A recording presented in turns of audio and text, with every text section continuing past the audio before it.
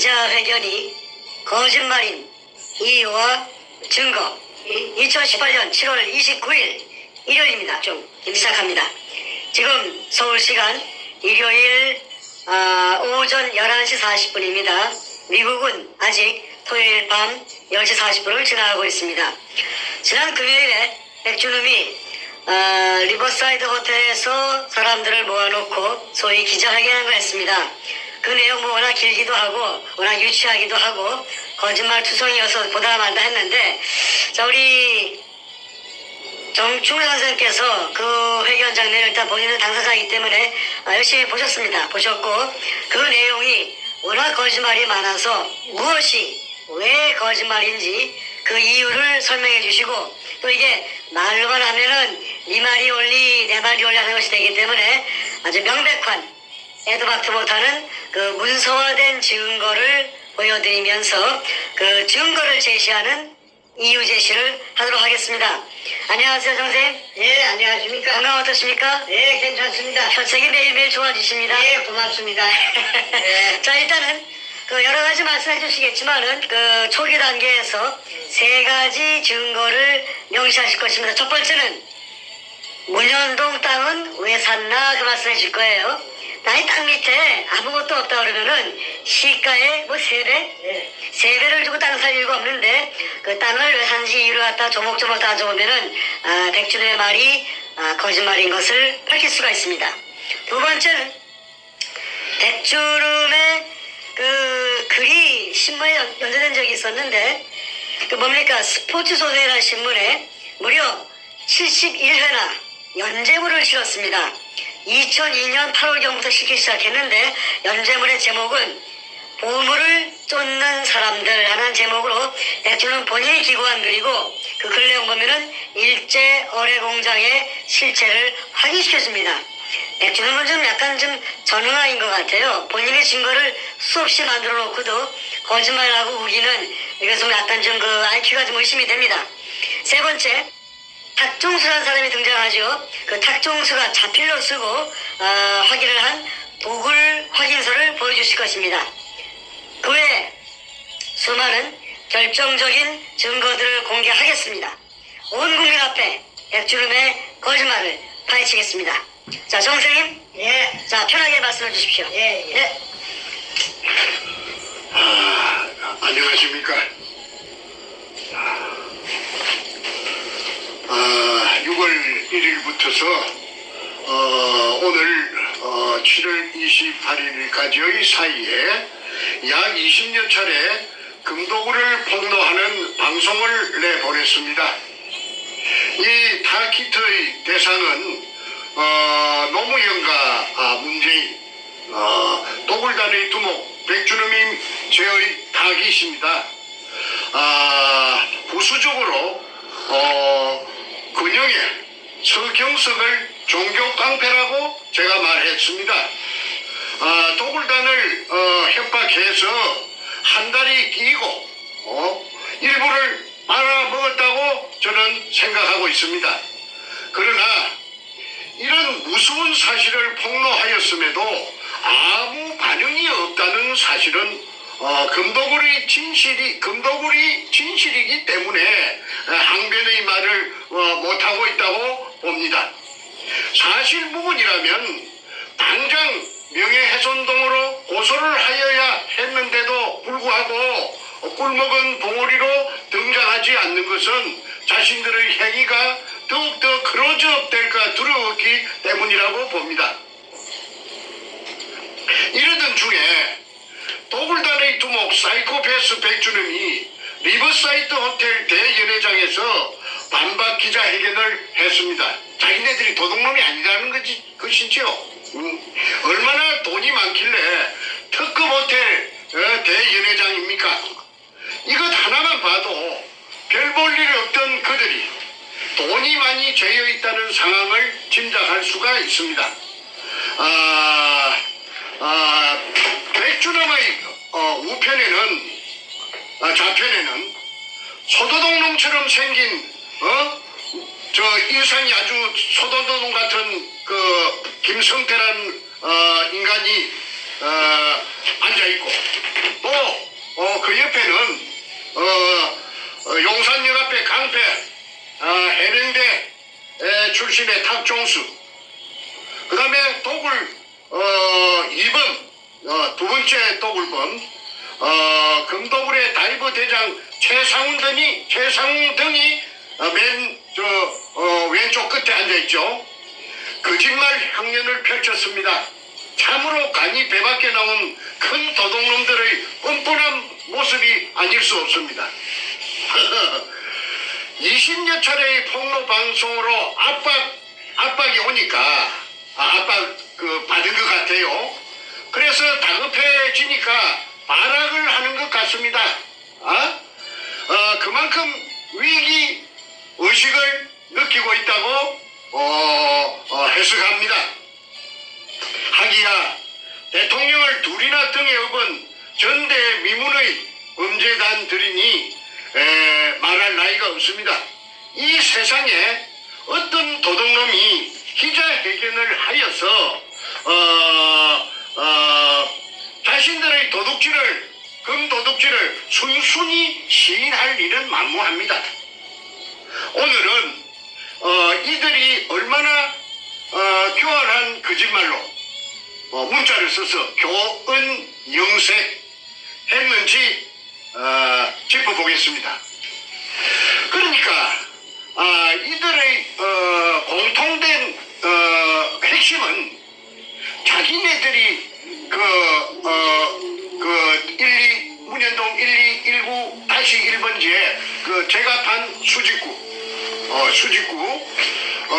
수직구 아래에 16m 아래에 수평굴이 죽어도 일본 의뢰공장의 한 가닥이 아니고 박수홍이 실패한 굴로서 제가 그거 거짓말을 해가 사기쳤다는 것이 처음부터서 끝까지 교활한 거짓말입니다. 이래가지고 제 인생 16년이 몽창 날아가 버렸어요. 그래서 이제 지금부터 그들의 거짓말이 얼마나 교활한지 증거를 하나하나 제가 밝히도록 하겠습니다. 먼저 백준엄, 김성태, 그 다음에 탁종수가 거기에 나와가지고 내가 가만히 보니까 안절부절해요. 그거는 바로 이 종이 때문에 그렇습니다. 자신이 써놓은 이 종이 확인서, 이 탁종수 제일 밑에 있죠. 이름이 있고 주민등록번호가 있습니다. 그리고 지장이 있습니다. 이거는 감정해보면 당장 알 수가 있습니다. 오리발을 낼 수가 없는 것입니다. 내용을 읽어주세요. 이게. 본인 탁종수는 2002년 5월 중순경 평소 알고 지내던 백준엄으로부터 부산시 문현동 소재 일제 지하 의뢰공장에 금이 가득 찼다고 하여 투자를 요청하기에 일금 5천만 원 정을 백준엄에게 투자하고 그 후 현장에 여러 번 가서 지하 물속에 잠긴 굴속을 확인하였고 바로 열고 비디오 테이프 포함 그 뒤 6, 7, 8월 말까지 도굴 작업을 한 사실을 알고 있습니다. 그 당시 본인은 김홍랑 남편 이름으로 문현동 땅을 매입하여 모든 게 순조롭고 합법적인 절차를 거친 줄 알았다. 그러나 그 뒤 백준엄은 본인에게 형님 모든 게 시간이 가면 고생 끝이니 죽지 마시고 기다리시기만 하면 내 인생 책임지겠다고 하여 이날까지 기다리고 있었던 사실입니다. 본인은 백준엄이가 그 당시 금을 도굴하여 숨긴 것으로 확신합니다. 이유는 백준엄이가 100%로 금이 있다고 하여 믿고 투자했던 것입니다. 2004년 9월 14일 탁종수 480810-1010711 추가문 본인이 처음 투자를 할 때 문현동 지하 동굴내를 촬영한 비디오 테이프도 보았고 그 당시 테이프상에는 일본군이 쓰던 마대 자루가 차곡차곡 빼곡히 있었기에 본인은 그 속에 들어있는 것이 금이라는 백준엄이 말을 액면 그대로 믿었던 사실입니다. 이에 확인서를 첨부합니다. 2004년 9월 14일 탁종수 지장을 딱 찍어놨습니다. 지장이. 이 지장 감정하면은 탁종수 필적 감정하면은 이거는 탁종수가 썼는지 사실 여부를 알 수 있습니다. 2004년 9월 14일입니다. 그 다음에 2002년 3월 2일날 제가 수직구를 뚫어놓고 4월 5일날 배신이 일어났다는 것을 제가 알았습니다. 김성태와 백준엄이 배신을 일으켰다는 사실을 제가 알게 되었지요. 그런데 2002년 배신이 일어났으면은 자기네들 주장대로 할 것 같으면은 사기당했다고 지하 수평구리 박정희 대통령 이발사 박숭이 한 실패한 굴로 정충재가 사기쳤다고 할 것 같으면은 그래서 끝입니다. 그 현장에 갈 필요도 없고 땅을 살 이유도 없습니다. 그런데 이 사람들이 땅을 샀어요. 땅을 살 돈이 없으니까 그 광주 전라남도 광주시 서구 지평동에 있는 김홍랑이라는 여자를 찾아가서 땅을 사게 만듭니다. 그래서 김홍랑이라는 여자와 그녀의 남편 공무원, 그 당시에 공무원 전남도청 새마을가장 박민수라는 사람이 부산 문현동에 와서 수직구 속에 카메라를 찍는 로봇을 내려보내가지고 금포대, 일본식 한자 이등충이 찍혀있는 금포대가 재어있는 것을 제3, 제4 확인하고 그 땅을 삽니다. 그러면 땅을 사기 전에 금이 재어있다는 것이 확인을 제3, 제4 했기 때문에 광주에 사는 사람들이 부산 문현동에 땅을 사는데 그때 지주가 두 사람이었어요. 한 사람은 지분의 65%, 100분의 65%를 가지고 있는 조규혜라는 사람이고 50년생. 다른 한 사람은 지분의 35%를 가지고 있는 100분의 35%를 가지고 있는 정문균이라는 60년생 남자입니다.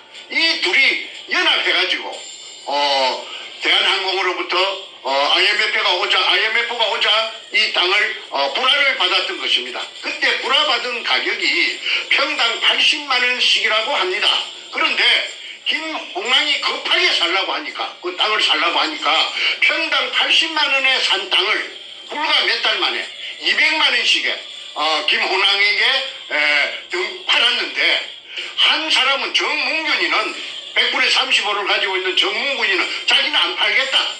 나는 금을 배당받겠다. 해서 100분의 35를 고수했고 조규혜는 50년생 조규혜는 팔겠다.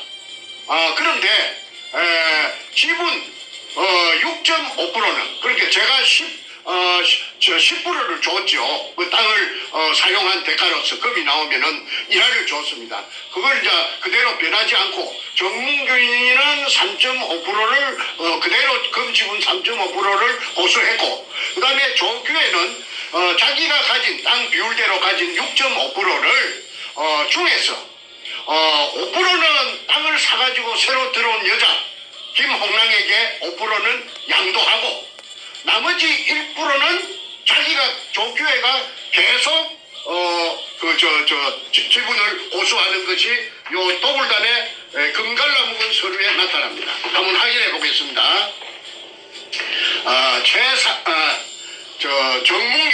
정문균 여기 있습니다. 요 정문균 이거 딱 비춰주세요. 정문균 3.5%. 잠깐만요. 문균 그 지장 초점에서 찍어놓으세요. 잠깐만요. 초점에서 안 맞는데. 그 3.5%가 잘 안 보일 거예요. 지장을 찍어놨어. 예, 저 정문균 보입니다. 예, 예. 좀 흐리지만 보이고 예, 정문균 그다음에 60년생, 60년 7월생 조규혜. 3.5% 있고 조규혜 조규혜 50년 5월생 1.5%. 1.5%, 6.5에서 5를 갖다 김홍랑이 줬어요. 예, 조규. 김홍랑이 5% 웃깁니다. 나왔습니까? 네, 나왔습니다. 김홍랑 5% 맞죠? 예. 그래서 이제 1219-1번지에 100분의 65의 지분을 중에서 6.5%의 금도굴 지분 중에서 5%를 김홍랑이 받고 들어왔습니다. 그러니까 조교회는 1.5%를 남겨놨습니다. 그래서 그때 땅을 그 100분의 65를 살 적에 백준원과 김홍랑 간에 공정 계약을 했습니다. 그 계약서를 제가 지금 공개하겠습니다. 제가 일단은 한번 읽어보고 비사한테 드리도록 하겠습니다. 계약서 각 성명 김홍랑 주민등록번호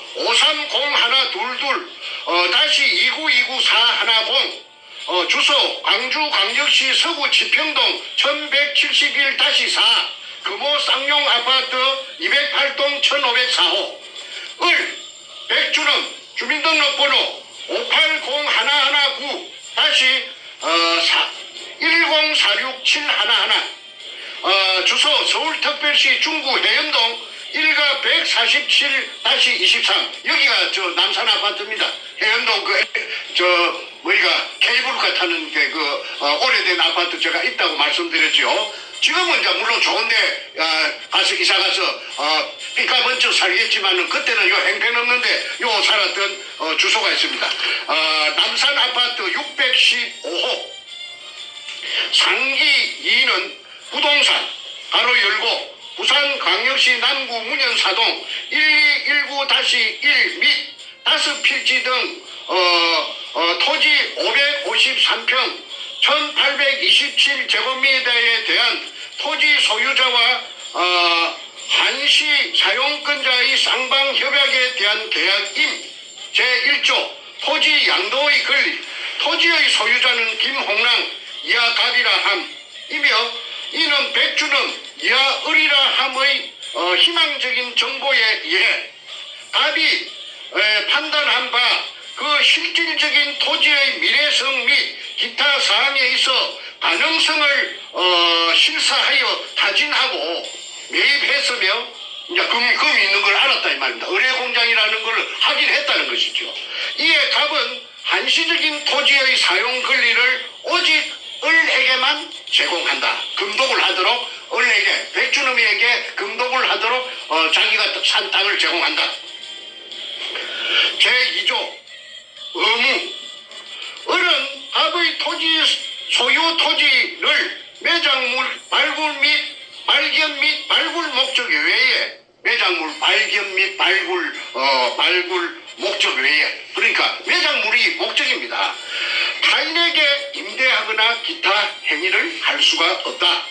제3조 계약 준수사항 갑이 토지를 계약 후 3개월 2002년 4월 29일부터 7월 28일 이내에 그러니까 산 날짜가 4월 29일 날 계약금을 주고 샀는데 7월 28일까지 3달 안에 갑의 투자금 토지 구입비 가로 열고를 2배로 산정하여 2배 법절로 3달 만에 땅값을 2배로 뻥튀기 해갖고 산정하여 을이 갑에게 지급하면 백준음이 김홍랑에게 지급하면 김홍랑은 지급 당일 무조건 백준음에게 을에게 갑의 토지를 양도하여야 하고 이제 곱절로 상값을 곱절로 받고 3달 만에 곱절을 주면은 무조건 양도하여야 하고 백준음 앞으로 만약 을이 약정 기일에 약속을 이행하지 못했을 시 돈을 곱절로 주지 못했을 때는 김홍랑은 토지의 소유권을 을에게 양도할 의무를 갖지 않는다. 돈을 안 줬으니까 당연하지요. 단 갑이 기존 토지 주인 조규혜와 아까 50년생 남자 땅 주인 조규혜와 계약한 계약서 내의 토지 금액과 각종 세금 및 기타를 포함하여 을이 갑에게 지급한다. 부대 비용을 소모된 비용을 백준음이 모두 김홍랑에게 보전을 해준다. 제4조 토지의 형질 변경 을은 백준음은 갑이 김홍랑이 소유한 토지에 매장물 발굴 작업을 위한 통로 및 발굴을 위한 필요한 기자재 등의 필요성에 의해 김홍랑에게 토지 사용 승낙을 받았으며 추후 출입구를 넓히거나 하는 등 기타 작업을 위해 일시적으로 토지를 형질 변경할 때 답의 동의를 받지 않고 진행할 수 없으며, 그러니까 땅 주인이 저 김홍랑인가 김홍랑의 동의를 받지 않고 할 수 없으며, 발굴 공사가 완료되면, 발굴 그 공사라는 것은 도굴 공사, 금도굴 완료되면 을이 원상복구를 시켜야 한다. 백준엄이 원상복구를 시켜야 한다. 위에 투자되는 복구비는 백준엄의 부담으로 한다. 을의 부담으로 한다. 단 상기 조항은 갑에게 을이 토지 대금을 지불, 그러니까 김홍랑에게 백준엄이 뻥튀기 한 2배로 뻥튀기 한 토지 대금을 지불 2002년 7월 28일 이내 하기 전까지의 약속이랍니다. 이 뭐 복잡합니다. 제5조 의무조항. 을은 갑에게, 백준엄은 김홍랑에게 기존 토지주들이 토지를 을의 작업에 방해가 되지 않는 범위 내에서 임대 사용함에 있어 월 265만 원의 토지 사용료를 수령 전달해 줄 의무를 가진다. 단 매장물 발굴이, 매장물이라는 거는 땅 밑에 있는 거 아닙니까? 발굴이 본격화돼요. 35%의 토지주 및 임대자들이, 그 이제 정인균이를 말하는 것 같아요. 60년생 35% 지분이 있으니까 토지주 및 임대자들이 철수할 시에는 그 책임을 지지 않는다. 제6조 특약조항. 김홍랑은 계약 기간 동안 백준엄 을의 사전 동의 없이 토지를 제3자에게 매각이나 설정 및 기타 등 을의 발굴 사업에 도굴사업, 발굴 사업이 이제 도굴 사업입니다. 발굴 사업이라는 것은 그 가로 열고 도굴 사업이나 마찬가지죠.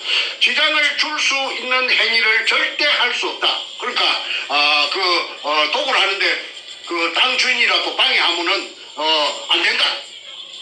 단 상기 조항은 김홍랑에게 백준엄이 토지 대금을 지불하기 전까지의 약속입니다. 또 못을 쳐놨습니다. 제7조 해약. 본 계약은 갑과 을이 서면 합의 후 공정에 의해 해약할 수 있으며 한쪽의 일방적인 해약은 불가하다. 제8조 발굴회사의 주식 지급. 갑은 발굴회사는 이거 도굴회사입니다. 포세이돈 살베이지라고 5월 13일 날 2002년 5월 13일 날 남포동 그 피닉스 호텔에서 잔당 발긴 대겸 1회 주주총회를 했다는 것을 엊그제 말씀드렸죠. 그걸 말하는 것 같습니다. 갑은 을이 행하는 모든 영리 행위에 관한 동등한 자격을 갖춘 자로서, 그러니까 김홍랑은 백준엄이 행하는 모든 그 도굴의 이익을 보는 행위에 관한 동등한 자격을 갖춘 자, 그러니까 도굴이 공범이 되는 거죠. 을의 총괄 이익에, 백준엄의 총괄 이익의 5%를 보장받는 조건으로, 아까 도굴단 그 지장 찍어 먹는 그 배분 김홍랑 이름으로 5% 돼가 있는 거 확인하셨습니다. 5%를 보장받는, 100%를 보장받는 조건으로 을의 회사, 백준엄의 회사, 주 포세이돈 살베이지, 바로 열고 인양 및 발굴회사, 발굴회사가 도굴회사입니다. 도굴을 목적으로 한 회사입니다.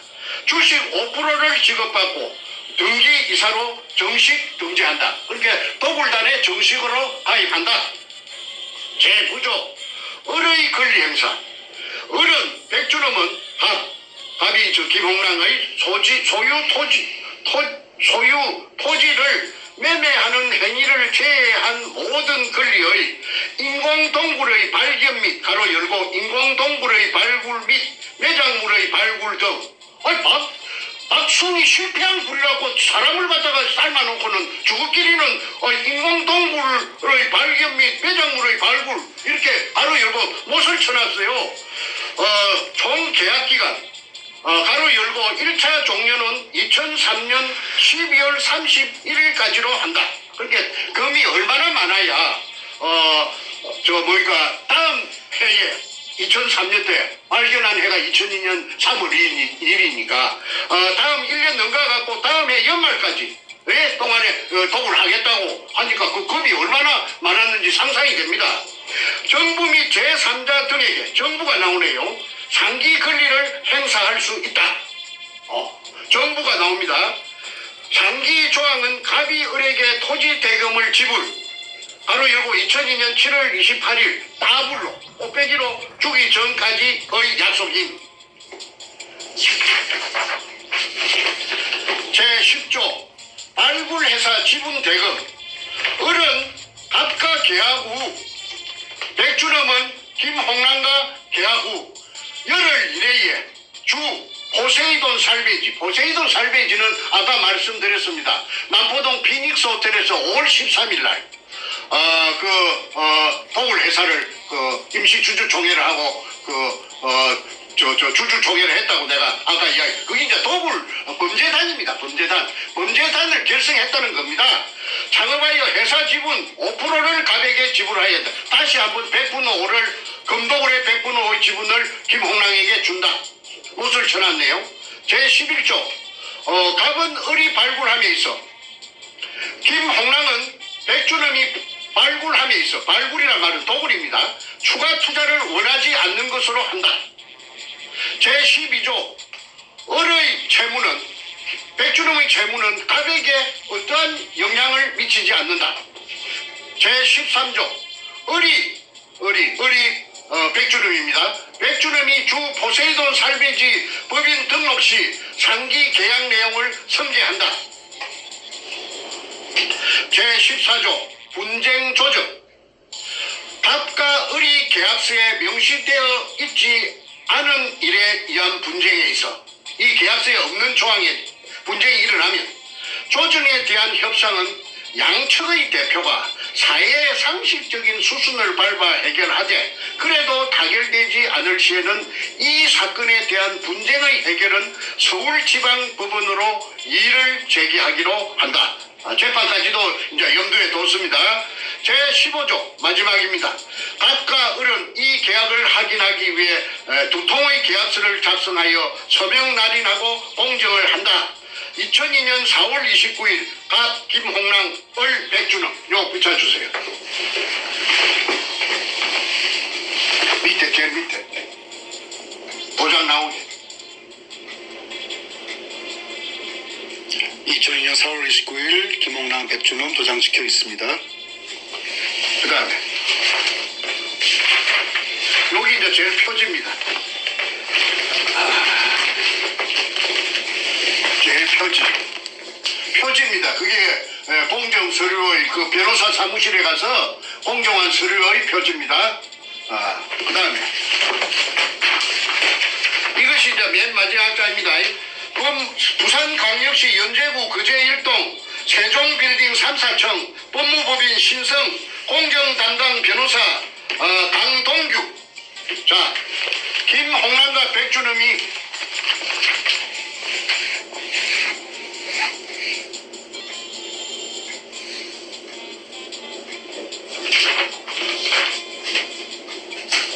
네, 됐습니다. 예, 이렇게 되어서 포세이돈 살베이지라는 도굴 회사를 만들고 저에게 제가 사기꾼이라고 그 한 사람들이 전부 다 그 도굴단의 그 멤버가 되었고 도굴 공범이 되었고 이제 다시 그 땅 주인 그 조규혜 정문균이 그 합류하고 그 다음에 광주의 여자 기공사 이 기공사가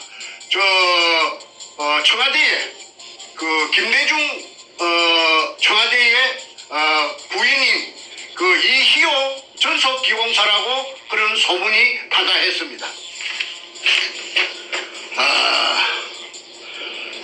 그런데 이제 이렇게 땅을 사놓고 이제 본격적인 이제 도굴이 진행되었죠. 그래서 이제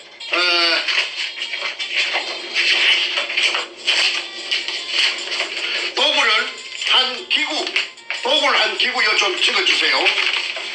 요 수직 상하 운반용 승강기입니다.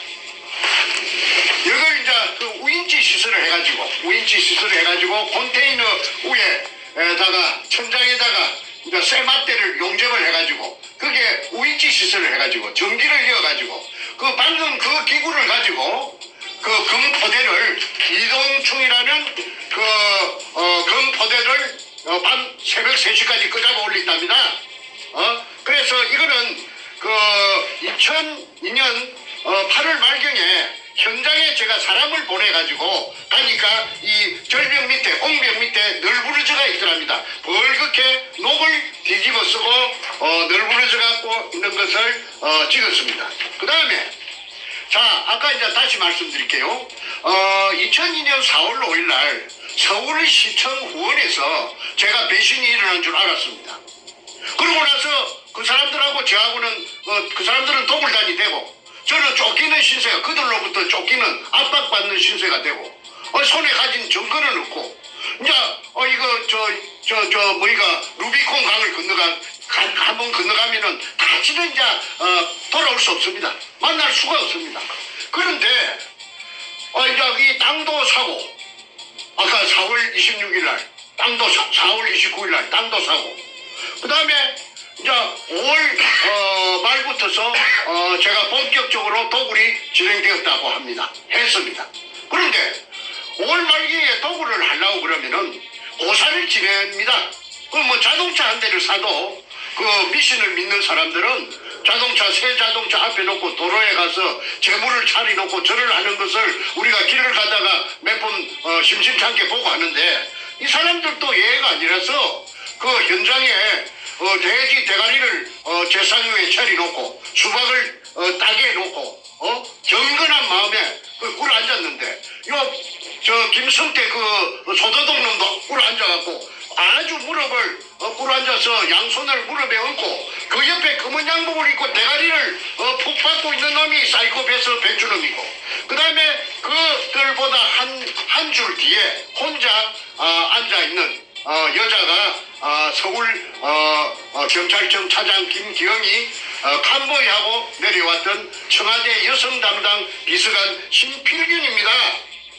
그리고 그 흰옷을 입고 서가 있는 그 여자가 이제 무당이고 무당이 이날 한 10명 왔답니다. 그 사진을 공개하겠습니다.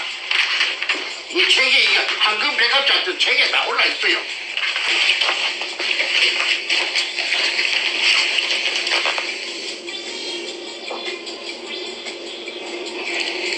2002년 5월 28일 5월 28일. 문현동 발굴 성공을 비는 고사 장면 책 143페이지에 나와 있습니다.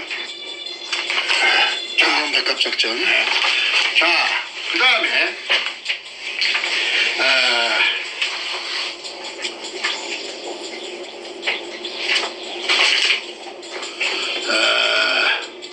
136, 130.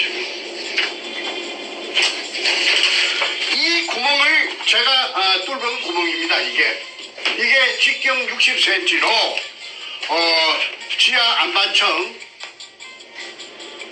16m를 뚫었는데 지하 4m부터서 물입니다. 그 물이 보입니다.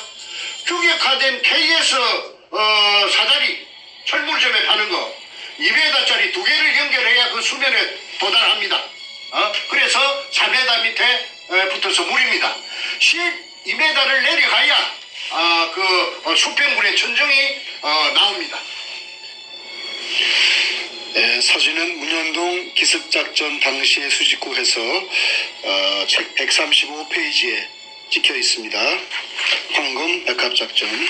자, 그 다음에 엊그제 제가 말씀드렸는데 물이 올라오는 장면이 이 사진에 있습니다. 물이 3시간 반 동안 분출되었다는 그 사진이 있죠. 책 103페이지에 보시면은 분출.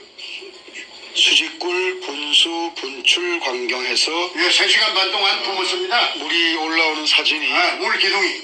매우 선명하게 찍혀 있습니다. 예. 자,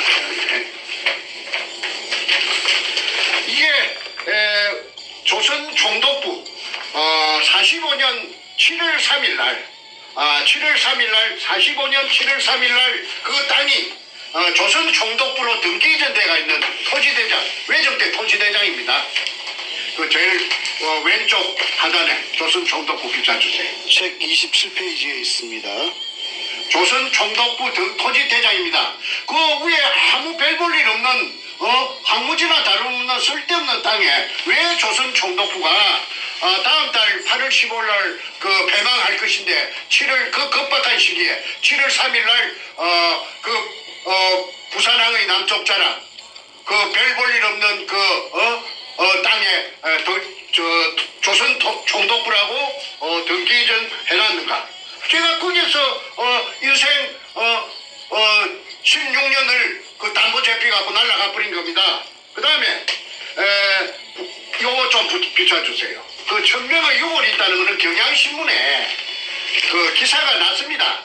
그 기자가 제 말만 듣고 기사 써주겠습니까? 네 말이 옳다. 내 기사 쓸게 하는 그런 경우는 없습니다. 다 조사해보고 이거 사실이라고 믿으니까 그 경향신문에 그 대문짝만하게 아주 활자가 크게 그 축소해서 그 지금 했지 1천여 구의 그 유골이 있다는 사실을 그 경향신문에도 기사가 났는데 일회용으로 끝났어요. 무조건 일회용입니다. 예, 책 28페이지에 나옵니다. 28페이지에 이 경향신문 기사가 명시가 되어 있습니다. 그 다음에 요 토지 등기부 등본 한번 봐주십시오. 이 빨간 줄끈도 한번 비춰주세요. 정문균이 조규혜 그 다음에 김홍랑 그 등기부 등본에 나와 있습니다.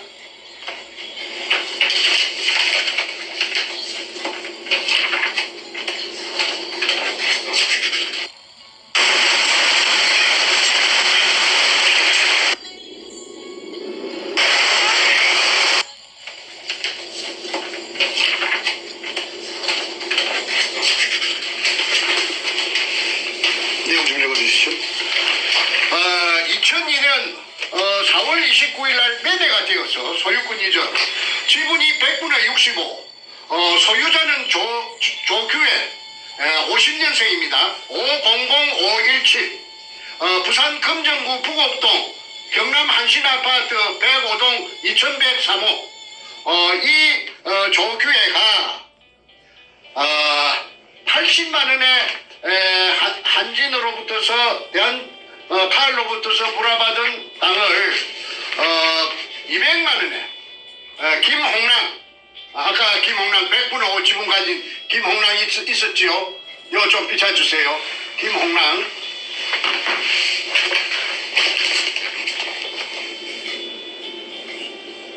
광주 서구 지평동 금호 아파트에 사는 여자 김홍랑에게 100분의 65를 200만 원씩에 팔았고 그 다음에 정문규라는 60년생 이놈은 도굴의 금에 대해서 전설처럼 내려오는 금에 대해서 욕심이 발동했기 때문에 팔지 않고 금 지분을 이익 배당을 받겠다 해서 35%를 보수하고 이렇게 이제 포세이돈 살베이지라는 회사가 되었습니다. 그리고 여기서 참 재밌는 게 하나 있습니다. 제 동생이 제가 5형제 중에 장남인데 제 둘째 동생이 정간재라고 53년생이 있어요. 벤티.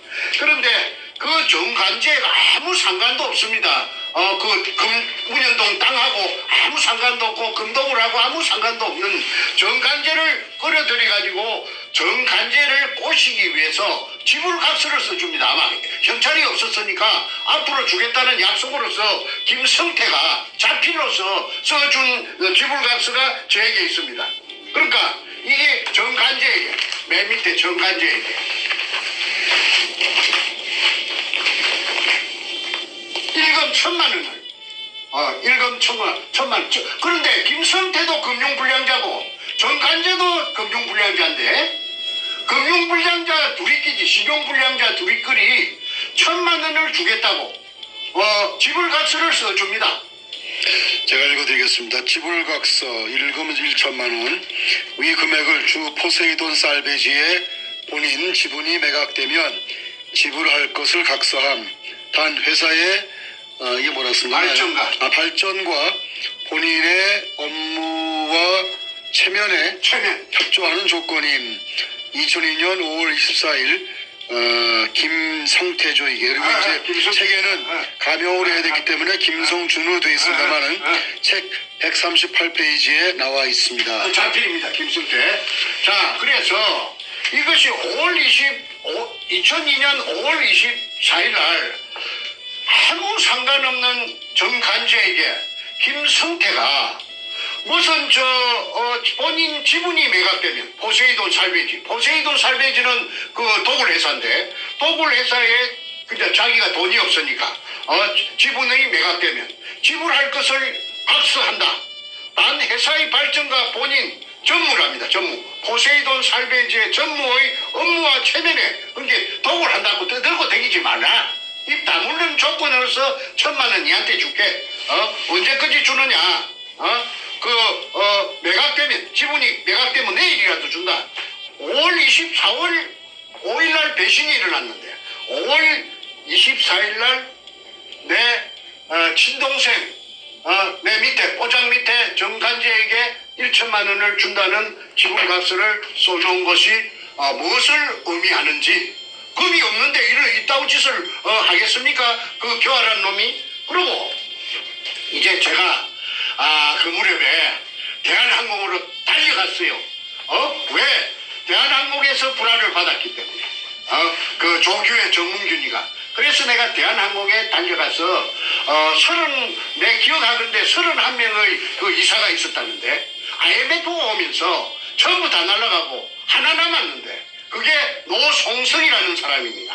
소나무 송자, 이룰 성자. 이분이 그 상무를 했는데 관제 및 시설 담당입니다. 그러니까 기술직이지요. 기술직인데 저하고 이야기를 해보니까 다 알아듣더라고요. 내가 그 땅 문현동이란 말은 내가 안 했는데 그래서 이제 계약을 할 뻔하다가 대한항공하고 할 뻔하다가 그 홍콩 그 다음날 계약하자는 그 약속 날에 홍콩 비행장에서 하물기가 추락하는 바람에 그래서 그 무산이 된 적이 있습니다. 그랬기 때문에 노송성이라는 그 상무가 그 문현동인 줄은 모르고 그 어딘가에 있을 그 지하 의뢰공장에 대해서 세세하게 입력이 돼가 있는 상태니까 내가 그 사람을 찾아갔어요. 찾아가서 자 지금 부산 문현동 갔습니다. 문현동의 의뢰공장이다. 그 사람이 놀래지요. 그래서 그 도굴이 일어나고 있는 과정을 설명하니까 그분이 야 그러면 좋다. 이거 어마어마한 일인데 우리가 그 땅을 갖다가 다시 매입할 수가 있다. 우리가 다시 그 금이 나왔다면 우리 땅을 다시 매입해야 될 거 아니냐. 그 대신 조건이 하나 있다. 그 정 선생이 팠다는 그 수직구 밑에 그 일본 글자가 찍힌 항토색 마다리 포대가 그 속에 금이 든 것이 가득 찼다니까 그 사진 한 장만 찍어 없나?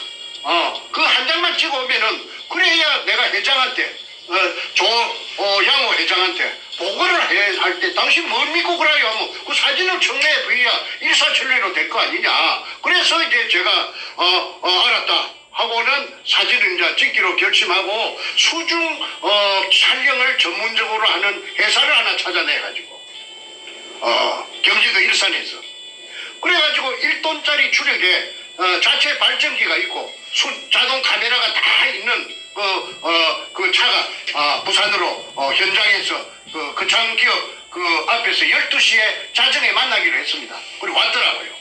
그래서 이제 사전에 준비한 고압 가스 절단기로 형식적으로 걸어놓은 그 대문에 그때부터 그놈들이 대문에 걸어놨습니다. 잠가놨습니다. 그걸 그만 끼래는데 시간이 걸리니까 그만 고압 절단기로 가지고 절단하고 안에 들어갔습니다. 그때 한 30명의 청장년을 전부 태권도 유단자들인데 고수들인데 제가 동원해가지고 누구든지 방해 세력이 경찰은 말고 나타나면은 전부 대가리를 쪼개버리라. 내가 책임지겠다. 도굴단이 나타날 거니까 일전을 불사하고 전쟁을 불사하고 거기에 들어갔습니다. 그래서 그 컨테이너 덮어 씌워놓은 컨테이너도 그냥 문이 잠겨가 있으니까 소불할 만한 그 자물통을 채워놨더라고. 그래서 그것도 고압가스불로 그만 찌찌찌 찢어가지고 그 문짝을 파쇄해서 드러내고 들어갔더니 아니 그게 완전히 그 수직구 뚜껑을 1cm 간격으로 보드나트로 쫙 쪼아놨고 그 벽에는 잠수옷이 고무 잠수옷 검은 고무로 만든 잠수옷에 물이 덜 말라가고 전기불에 번쩍번쩍 하더라고요.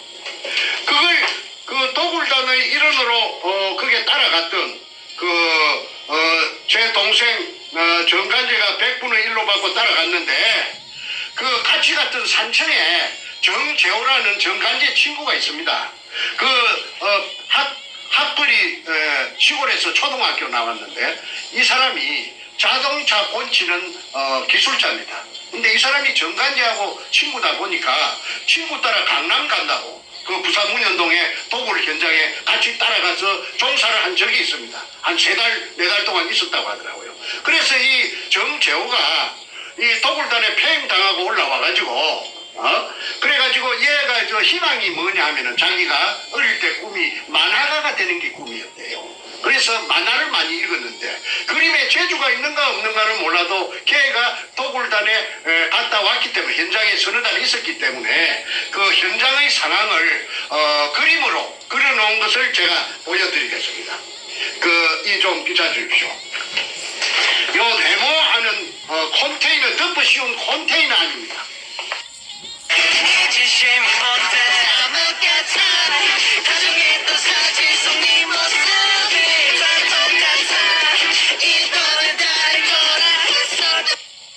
요 네모하는 컨테이너 덮어 씌운 컨테이너 아닙니다.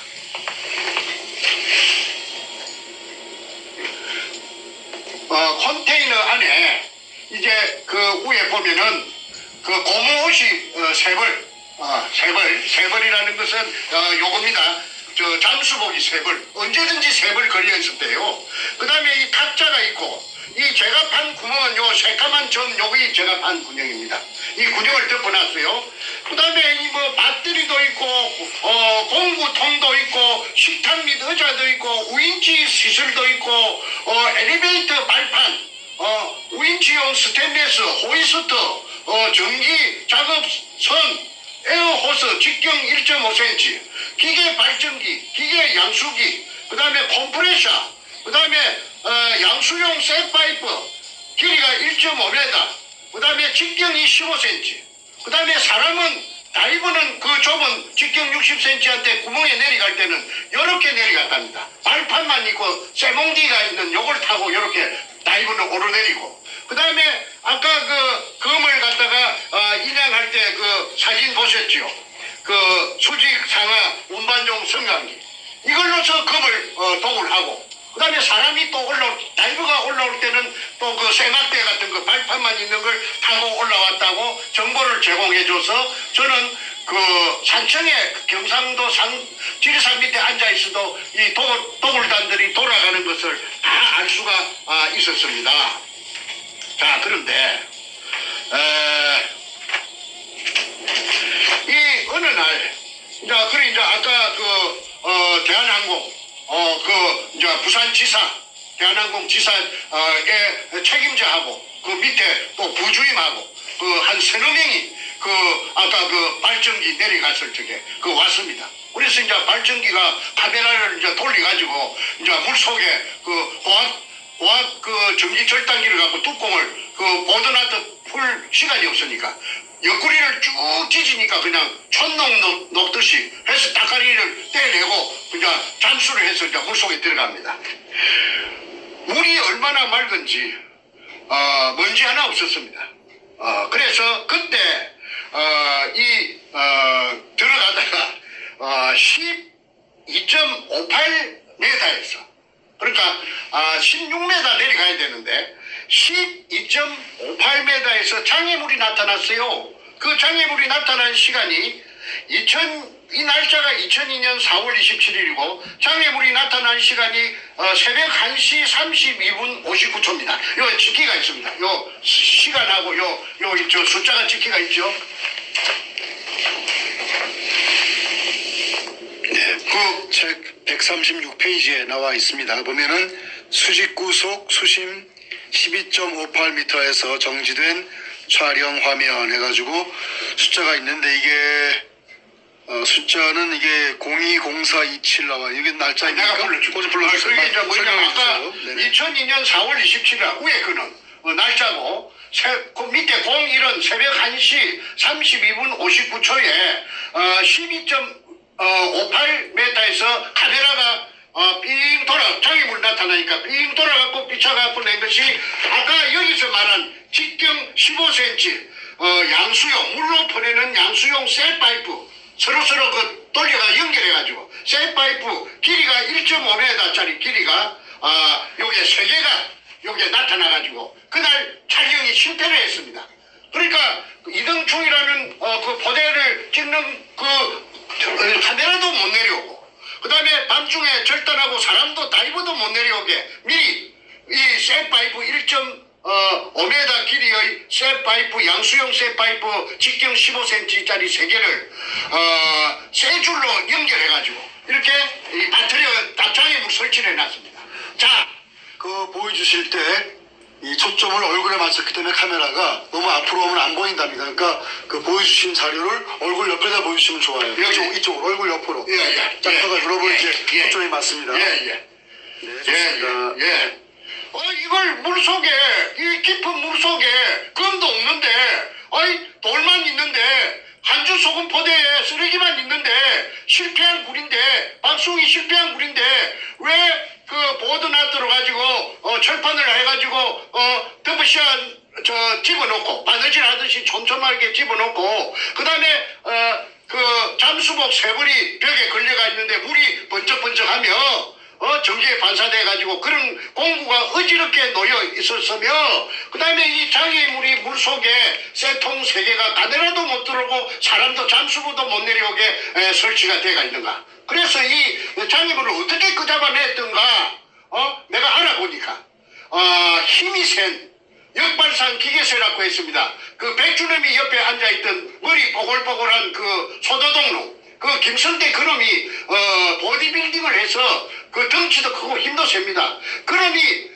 진암철판을 가지고 진암철판이 큰 진암철판에다가 줄을 연결해가지고 그걸 집어이어가지고 이걸 이 쇠로 만든 거니까 이게 그 진암철판에 척그덕 붙으면은 막 두 놈 세 놈이 엉겨 붙어가지고 이걸 끄잡아 올리는 것을 그 정재호도 보고 정간제도 봤다고 정언을 해서 이 용도가 자기네들이 저녁에 자러 가면은 독을 마시고 자러 가면은 이게 아무도 못 들어오게 말하자면 자물쇠 역할 자물통 역할을 하기 위해서 불안하니까 이렇게 해놨는데 검이 있었기 때문에 이런 신경을 써가지고 이중 삼중으로 그러니까 아까 처음에 정문에 쇠문에 고압 전선을 가스 고압기로 절단했고 그 다음에 컨테이너 출입문 절단했고 그 다음에 세 번째 아까 수직구 위에 철판으로 집어넣은 거 보드나트 집어넣은 거 세 번째 그 다음에 네 번째 그러면 4중입니다. 1중, 2중, 3중, 4중 안전장치를 해놨습니다. 그래서 그날 그 이등충 포대만 그만 사진으로 찍었다 하면은 그만 게임이 세트됐을 건데 이 교활한 놈들이 그렇게 철저하게 해놨으니까 그걸 못 찍어서 그 대한항공하고의 그 관계가 끝이 날 수밖에 없었습니다. 항상 이런 식으로 그 해결됐든 됐든 문 앞에 가서 그냥 다시 돌아서고 그런데 제 혼자 힘은 없습니다. 개인의 힘은 미약합니다. 그러니까 제가 그놈들은 그 김홍란이라는 그 여자가 땅도 사주고 그 위에 또 투자한 사람들이 많지요. 그 투자한 사람들이 많으니까 돈의 힘으로 가지고 또 세력 그 여럿이 힘으로 독을 단 있으니까 그러니까 내가 아무리 날고 기는 재주를 가지고 있다고 해도 제가 인부족 세부족으로 당할 수밖에 없었습니다. 그러던 차에 재밌는 게 하나 제 손에 들어왔어요.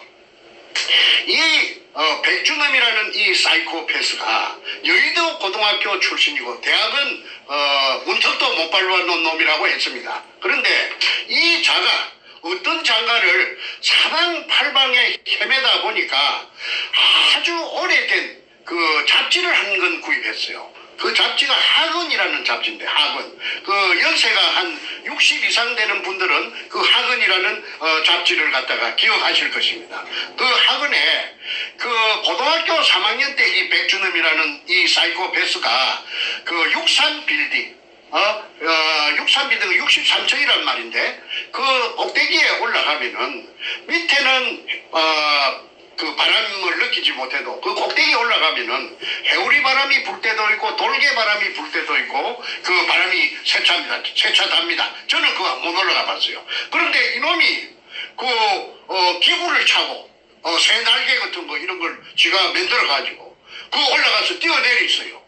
63층에서 그래가지고 성공을 해서 새같이 날라다니는 새같이 무사히 그 땅바닥에 안착을 했기 때문에 그 표지 모델로서 백준엄이 나왔다는 것을 제가 알았어요. 그래서 이놈이 그 학원에서는 학원사에서는 이놈을 소개하기로 조인 새조자 조인 새사람 그래서 이놈이 아주 가벼워요. 내가 들어가지고 시절이 저 다리를 걸어가지고 그 방 안으로 집어 던지니까 탁 날아갈 정도로 아주 가벼워요.